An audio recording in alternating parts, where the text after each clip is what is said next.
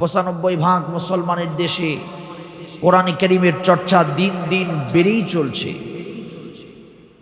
সারা পৃথিবী থেকে ১৩৩টা দেশ পবিত্র মক্কাতুল মোকাররমায় ১৩৩টা দেশের হাফেজে কোরআনদেরকে বাছাই করে পবিত্র মক্কাতুল মোকাররমাতে একটি কনফারেন্স হয়, একটি প্রতিযোগিতা হয়। এই প্রতিযোগিতায় আবারও বাংলাদেশের খুদে হাফেজ, ছোট্ট ছোট্ট হাফেজ, ২ জন ছেলে ২ জন মেয়ে, ৪ জন ছেলে মেয়েই বাংলাদেশের পতাকার মান সম্মানকে উজ্জ্বল করে ১৩৩টি দেশকে পিছনে ফেলে তারা সেরা হয়েছে। জোরে বলেন আলহামদুলিল্লাহ।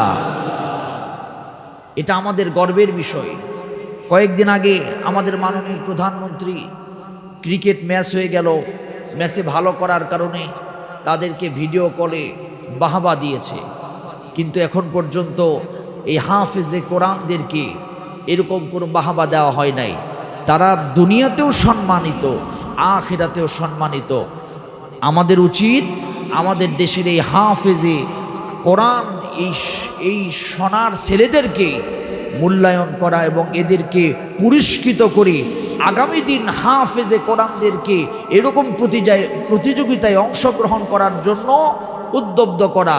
এবং এই হাফেজে কোরআন এই সোনার ছেলেরা যখন আমাদের দেশের বিভিন্ন জায়গাতে গিয়ে বসবে, এই সোনার ছেলেরা এই হাফেজে কোরআনদের কারণে আমাদের দেশের রহমত আর বরকতের দরজা খুলে যাবে। জোরে বলেন সুবহানাল্লাহ।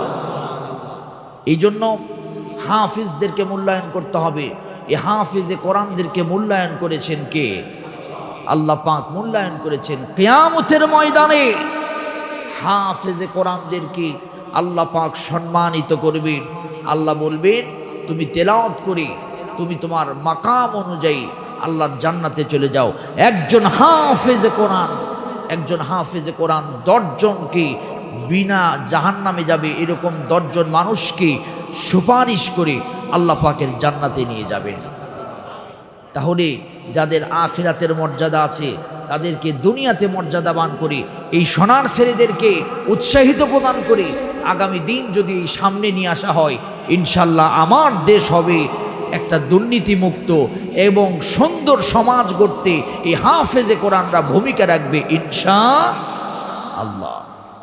আল্লাহ পাক এই হাফেজে কোরআনদের সম্মান আর মর্যাদা আল্লাহ পাক বাড়িয়ে দিন, বলেন আমিন।